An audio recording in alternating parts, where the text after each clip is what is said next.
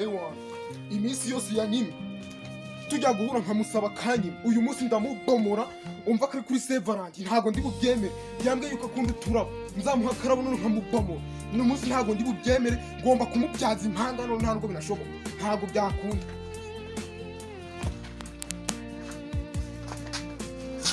umva ko ari kuri Sevaranti jewe ndi uyu munsi natajyana impanga banganye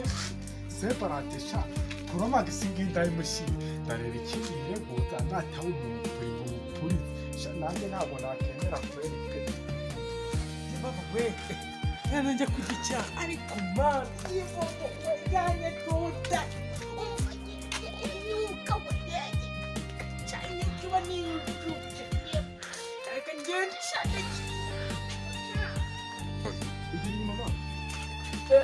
uyu munsi ngo si kuri Sevaranti kigange kugicanisha iyi Jordan yanjye nta kuntu naba nayambaye ukuguku ngo mbure kugicanisha tega nayo ngirisha